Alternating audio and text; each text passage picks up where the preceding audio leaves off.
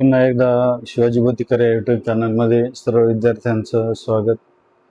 तर आपण चालू घडामोडी या घटकांतर्गत बऱ्याच गोष्टी पाहणार आहोत.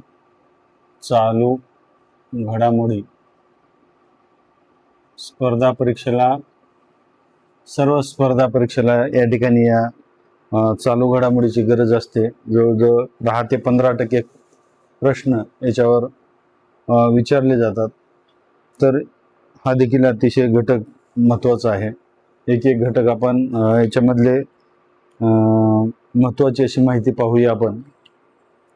तर बघूया, केरळला नाव दिलेलं आहे. त्याचं केरळचं नाव झालेलं आहे आता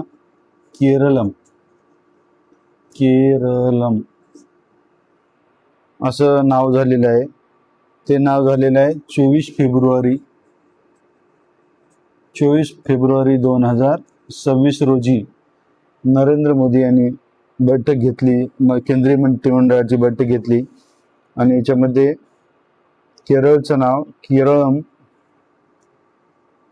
केरळम असे झालेलं आहे, करण्यात आलेलं आहे. तर कलम 3 नुसार या ठिकाणी संसदेला अधिकार आहे की संसदेला कलम 3 नुसार एखाद्या राज्याच्या सीमा बदलण्याचा किंवा नाव बदलण्याचा अधिकार आहे. तर ते या ठिकाणी कलम 3 नुसार बदलू शकतात. तर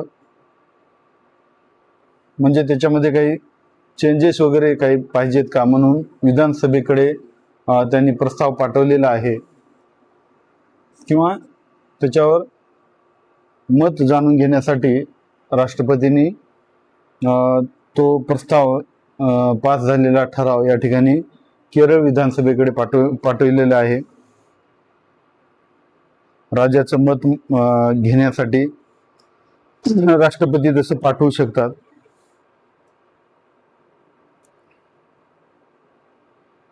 तर ही झाली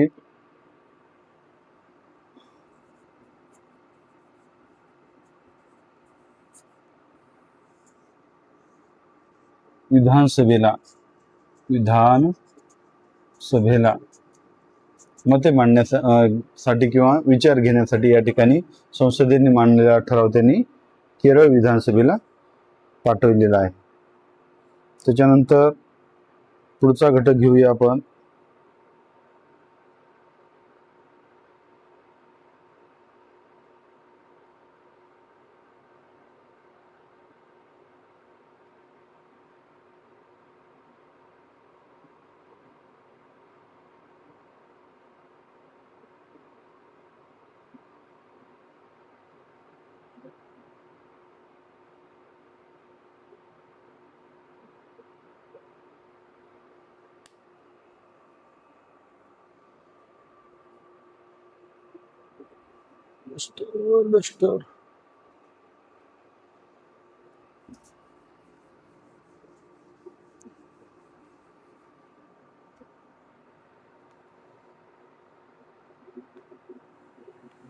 तर मुख्यमंत्री सर्वाधिक कालावधी.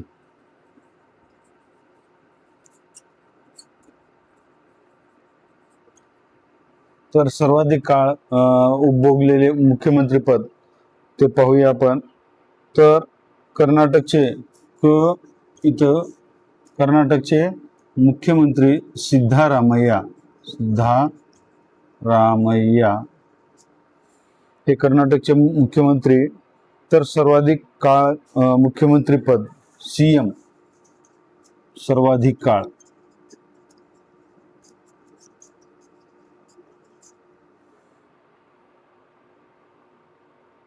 तर कर्नाटकचे मुख्यमंत्री म्हणजे त्यांनी कर्नाटकचे मुख्यमंत्री पद भूषवलेले सर्वाधिक काळ असणारे हे सिद्धारामय्या मुख्यमंत्री त्यांनी भूषवलेले. त्याच्या अगोदर अगोदर देवराज बी देवराज या मुख्यमंत्र्यांनी जास्तीत जास्त काळ म्हणजे जवळजवळ 7 वर्ष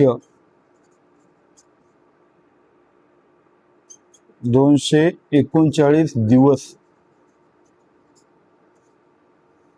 7 वर्ष 239 दिवस इतका कालावधी मुख्यमंत्री पदावर राहिलेले होते. त्याच्यानंतर सिद्धरामय्यांनी यांच्यापेक्षा जास्त कालावधी या ठिकाणी कर्नाटकचे मुख्यमंत्री राहिलेले आहेत.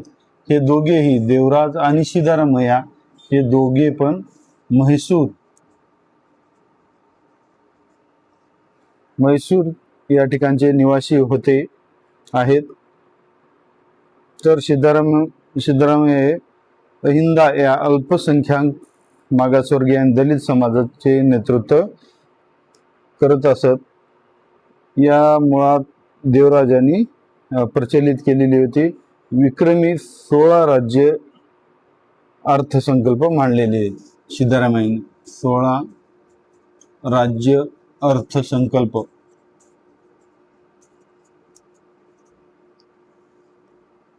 मांडले. आतापर्यंत 16 अर्थसंकल्प मांडलेले आहेत. 2006 मध्ये ते काँग्रेसमध्ये दाखल झाले.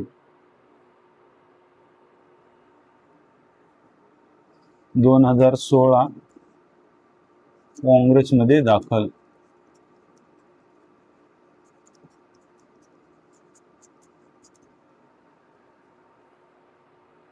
तर आपल्याला पाहूया याच्यानंतर की सर्वात जास्त काळ मुख्यमंत्री पदावर राहिलेले व्यक्ती.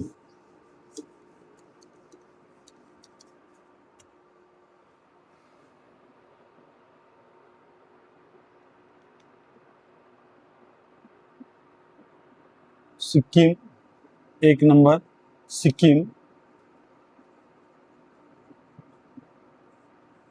सिक्कीमच्या सीएम पदावर मुख्यमंत्री पदावर पवन कुमार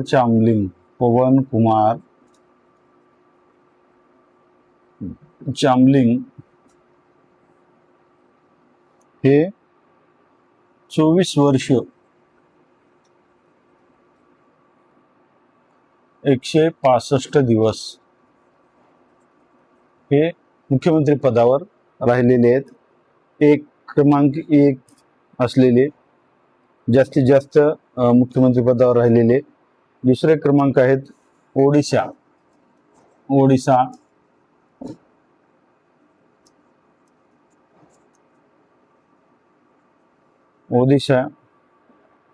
ओडिशाच्या नवीन पटनायक हे जवळजवळ 24 वर्ष 99 दिवस इतकी म्हणजे 24 वर्षापेक्षा जास्त हे पण राहिलेले आहेत. क्रमांक 2. त्याच्यानंतर बंगाल 3 क्रमांक बंगालला दिलेला आहे. पण बंगालचे ज्योती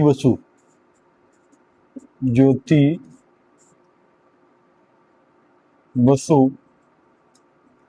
हे 23 वर्ष 137 दिवस म्हणजे 23 वर्षापेक्षा जास्त सीएम पदावर ते राहिलेले आहेत. त्याच्यानंतर अरुणाचल प्रदेश 4 नंबर घेऊया आपण.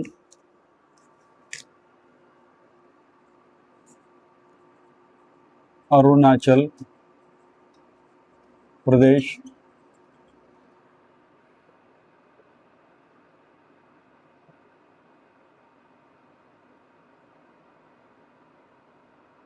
गेगोंग अपांग हे आणि मिझोराम 5 नंबर मिझोराम हे मिझोरामचे लाल थनहौला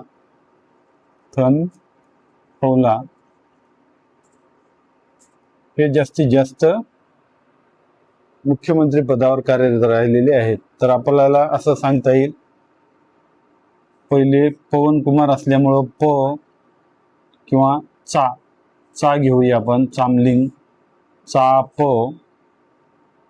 ब गे थ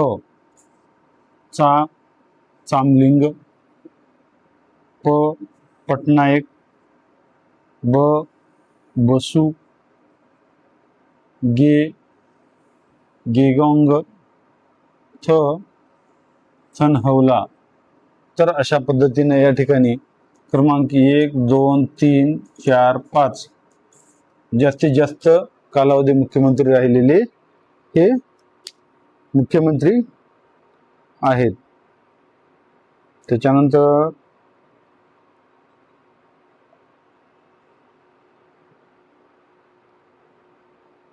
त्याचा कालावधी राहिलेला आहे. गेगोंग अपांगचा कालावधी आहे 22 वर्ष 250 दिवस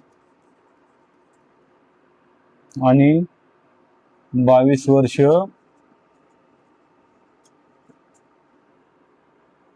60 दिवस. अशा पद्धतीने जास्तीत जास्त कालावधी मुख्यमंत्री राहिलेले आहेत. त्याच्यानंतर पुढे जाऊया आपण.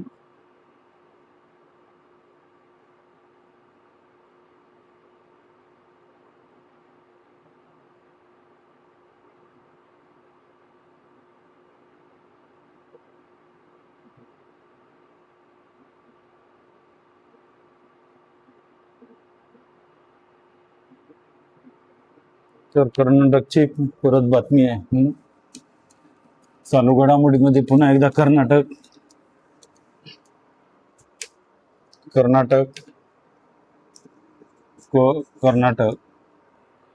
तर कर्नाटक या राज्याने काय केलेले आहे, बॅलेट पेपर निवडणुका घेतलेल्या आहेत. स्थानिक स्वराज्य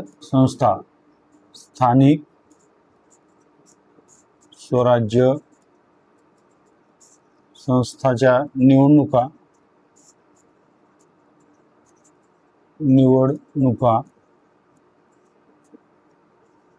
बॅलेट पेपरवर घेतलेले आहेत. म्हणजे त्यांनी ईव्हीएमचा वापर केलेला नाही.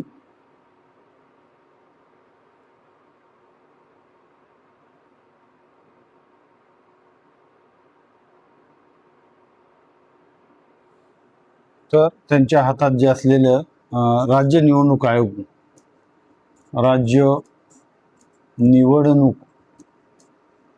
आयोग हे स्थानिक स्वराज्य संस्थाच्या निवडणुका घेते आणि त्या अधिकाराअंतर्गत त्यांनी या ठिकाणी पंचायत समिती, जिल्हा परिषद आणि ग्रामपंचायत याच्या निवडणुका कशावर घेतलेले, बॅलेट पेपरवर, राज्य निवडणूक आयोगामार्फत. तर राज्य निवडणूक आयोग हे 243 के अंतर्गत या ठिकाणी स्थानिक लोकांच्या मतदार याद्या तयार करण्याचं काम या ठिकाणी करत असतं.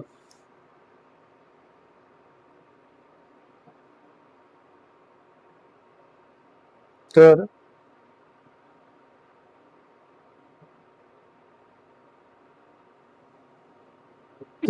दोनशे 43 ZA नुसार नगरपालिका आणि महानगरपालिका आणि महानगर पालिका चे अधिकार, निवडणुकाचे अधिकार या ठिकाणी स्टेट इलेक्शन कमिशन कडे असतात.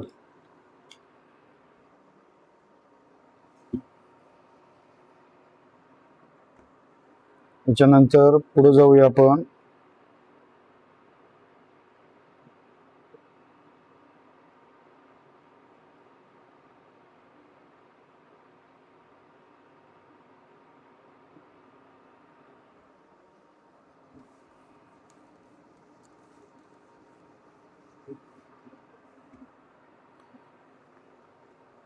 खासदार म्हणजेच संसद सदस्य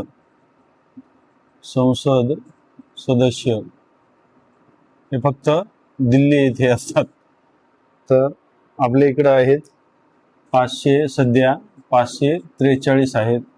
तर त्यांच्या नियमावलीमध्ये उपस्थिती नियमावलीमध्ये बदल करण्यात आलेला आहे.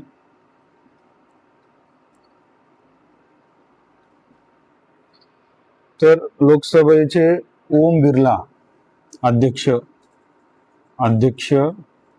ओम बिर्ला यांनी 20 जानेवारी 2026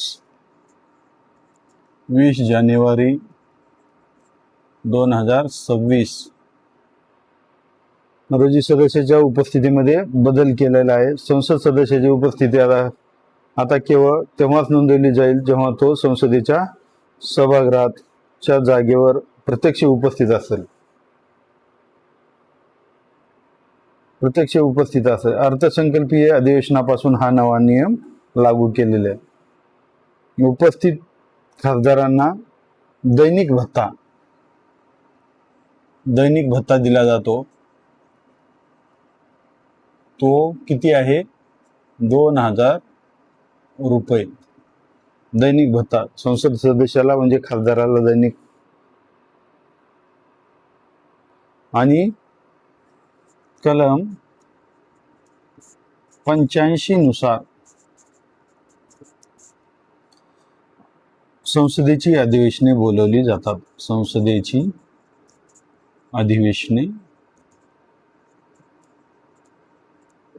बोलाविले जातात.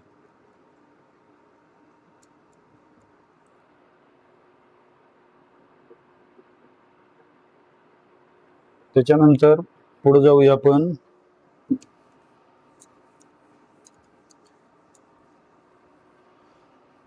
चालू घडामोडीतील कोणत्याही घटकावर प्रश्न येऊ शकतात. आपल्याला आवश्यक असणारे घटक या ठिकाणी मी घेत आहे.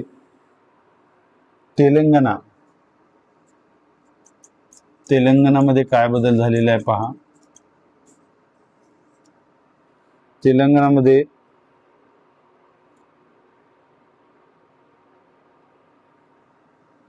स्थानिक विधानसभेने एक ठराव घेतलेला आहे. आणि तो ठराव कोणता आहे? तर स्थानिक स्वराज्य संस्था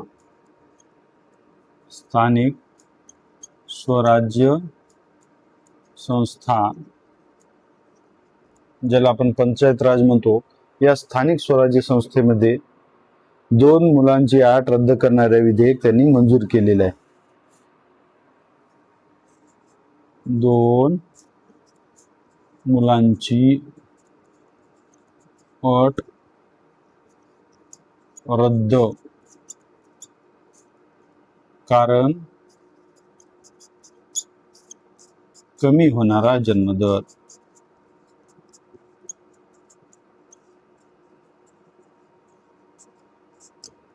त्याचं कारण आहे जन्मदर कमी झाल्यामुळं असे त्या ठिकाणी विधानसभेनं स्थानिक स्वराज्य संस्थेमध्ये उभी राहण्यासाठी किंवा सदस्यत्व मिळवण्यासाठी 2 मुलांची अट रद्द केलेली आहे.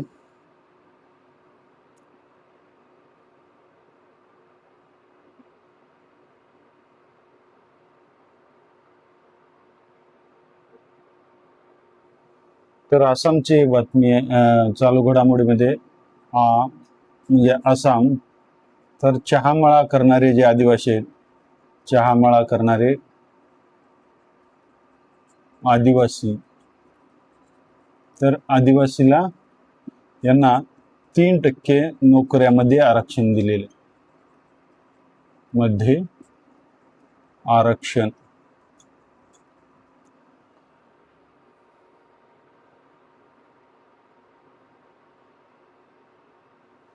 पुन्हा आपण पुढे जाऊया.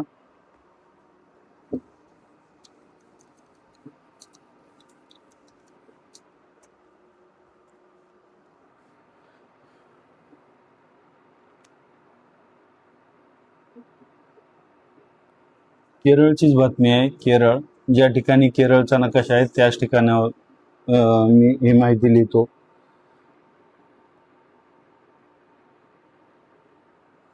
तर 2026ला केरळ विधानसभेनं संकल्प मांडलेला होता. तर हा 27वा होता, 27वा अर्थसंकल्प. तर या अर्थसंकल्प हा वृद्धासाठी वृद्धस्नेही अर्थसंकल्प सादर केला. वृद्ध स्नेही अर्थसंकल्प.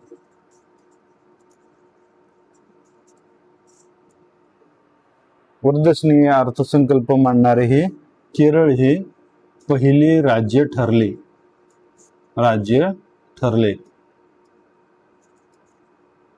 पहिले राज्य का मांडलेलं असेल, तर त्याची रक्कम जी होती 46,236 करोड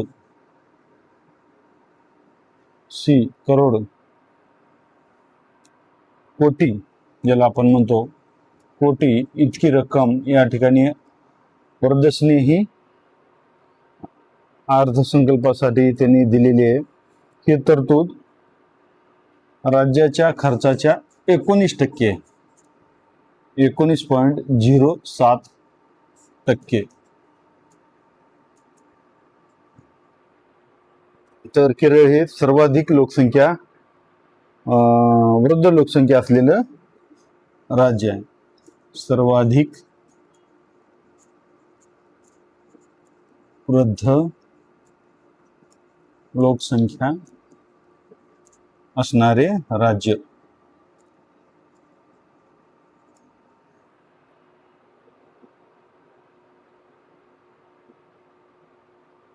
देशात सर्वात जास्त वृद्ध लोकांचं प्रमाण केरळमध्ये आहे. ते किती आहे? ते आहे 18.7%. एकूण लोकसंख्येच्या 18.7% इतकं संख्या, ही वृद्धाची संख्या या ठिकाणी केरळमध्ये आहे. पुढे जाऊया आपण.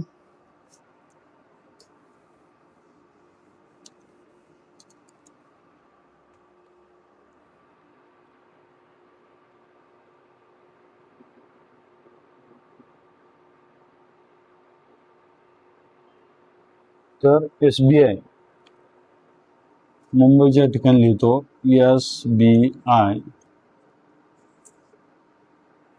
तर SBI हे 10 लाख कोटी रुपयाचे बाजार भांडवल झाले. 10 लाख कोटी भांडवल असणारी बँक बनलेली आहे. तर हा टप्पा गाठणारी आपल्या भारतातील 6वी, भारतात कितवी जर विचारलं तर 6वी ही कंपनी ठरलेली आहे. याच्या अगोदरच्या कोणत्या येत्या? याच्या अगोदर 10 लाख कोटीचा टप्पा पार करणाऱ्या ते आहेत रिलायन्स, HDFC,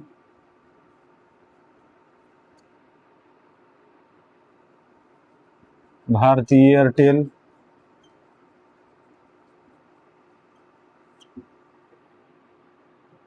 TCS, ICICI ह्या प्रमुख कंपन्या आहेत ज्या की यांचं अगोदर 10 लाख कोटी बाजार भांडवल होतं, परंतु 6वी जी बनलेली आहे ती या ठिकाणी SBI ही 6वी कंपनी किंवा बँक बनलेली आहे.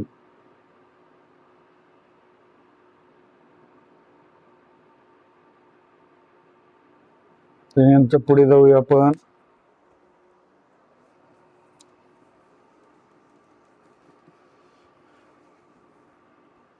अत्यावश्यक माहिती या ठिकाणी विद्यार्थ्यांनी जतन करून ठेवावे, त्याचे स्क्रीनशॉट वगैरे काढून ठेवावे.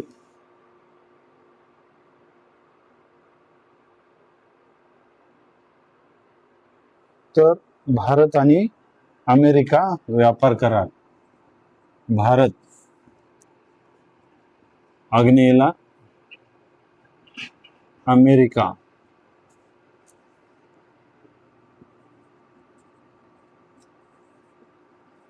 व्यापार करार.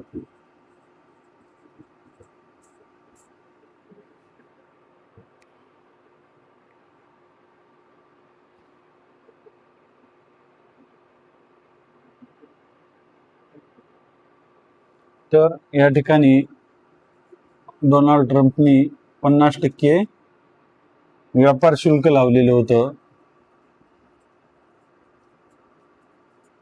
ते आता कमी करून या ठिकाणी 18% करण्यात आले आहे.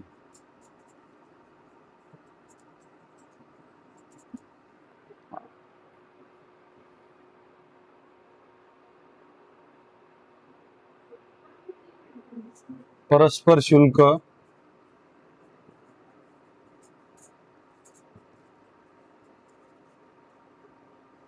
परस्पर शुल्क 25% 18% करण्यात आलेले आहे. व्यापार शुल्क पण 18% करण्यात आलं आणि परस्पर शुल्क पण 18% करण्यात आलं. आणि आपण रशियाकडून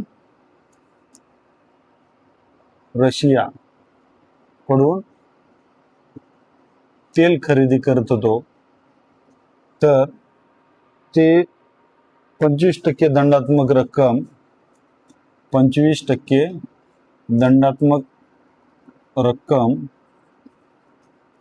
रद्द करण्यात आली.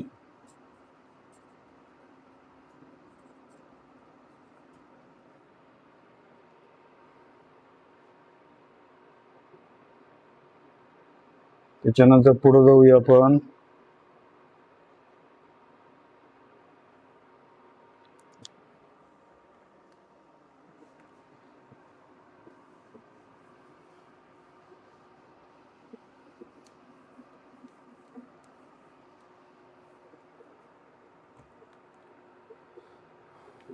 भारत आणि युरोपियन युनियन जवळजवळ 30 ते 31 दिवस आहेत, तर देश आहेत, तर यांच्यामध्ये मुक्त व्यापार करार झाला. मुक्त व्यापार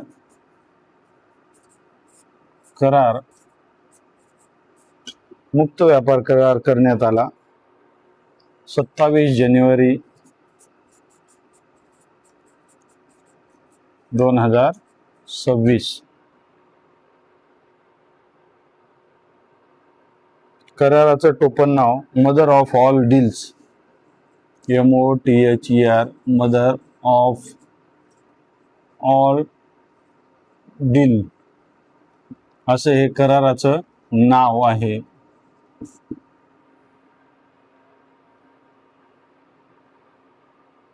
नरेंद्र मोदी आणि EUचे अध्यक्ष वॉल्डेर आणि नरेंद्र मोदी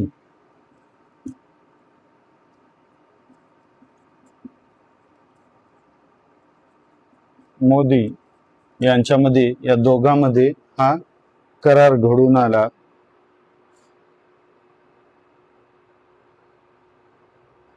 युरोपीय संघ हा 22वा भागीदार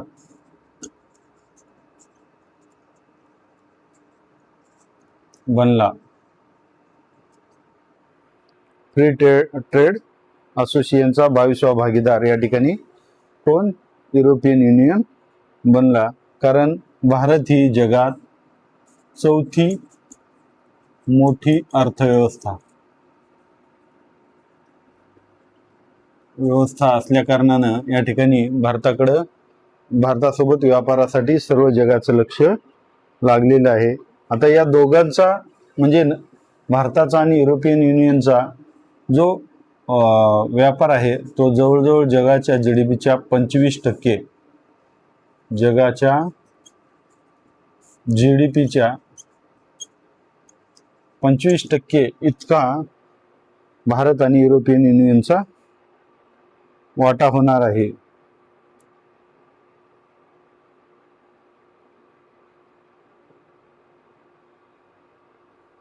तर याचा परिणाम असा होणार आहे की भारताला या ठिकाणी 99% हे युरोपियन युनियन ही बाजारपेठ सवलतीचा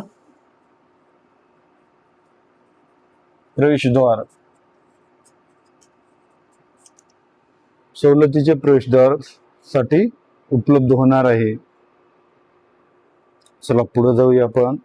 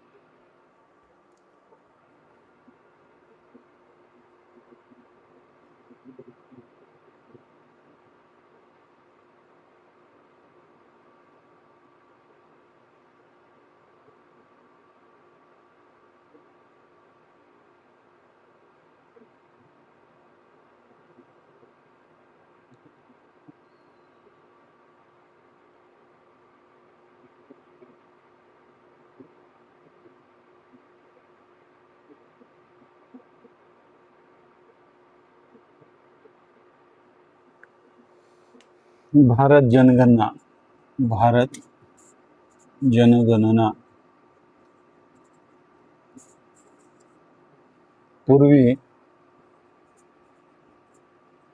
पूर्वी झालेली जनगणना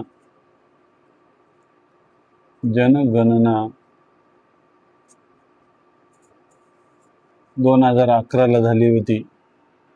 च्या अगोदर ती होती 7वी होती, स्वातंत्र्यानंतरची 7वी. आता 2026ला होणारी ही 8वी जनगणना आहे. स्वातंत्र्याच्या पूर्वी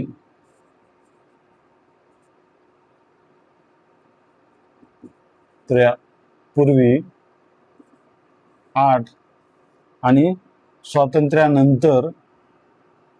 नंतरची ही 8वी जनगणना, नंतरची भारताची ही 8वी जनगणना आहे.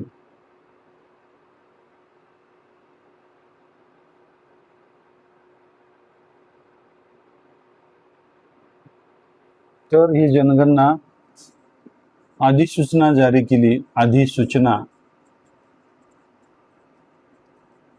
कोण केली?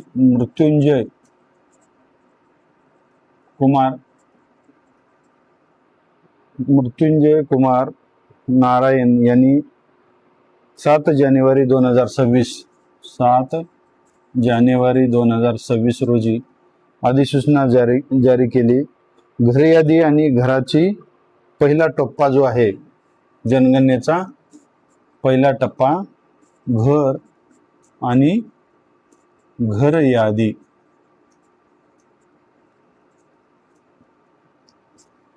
पहिल्या टप्प्यामध्ये घर आणि घराची यादी सुरुवात होणार आहे.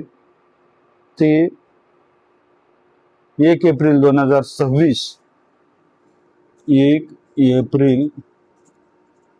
2026 ते 30 सप्टेंबर 2026 इतक्या कालावधीमध्ये पूर्ण केले जाणार आहे.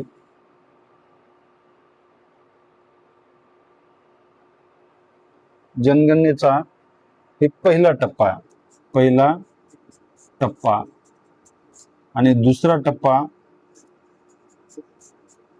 टप्पा फेब्रुवारी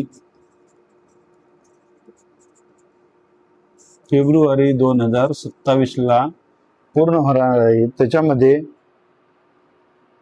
लोकसंख्या गणना होणार आहे.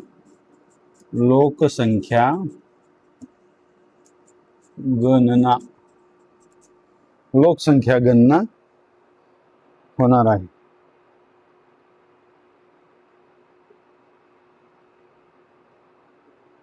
भारताची आताची 16वी जरी असली तरी स्वातंत्र्यानंतरची 8वी आहे.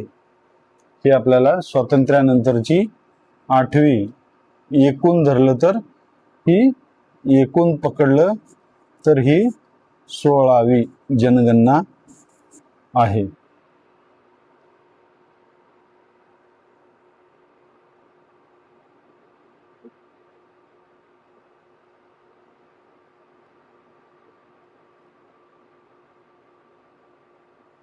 धन्यवाद. काही घडामोडी आपण पुढच्या तासामध्ये पाहूया.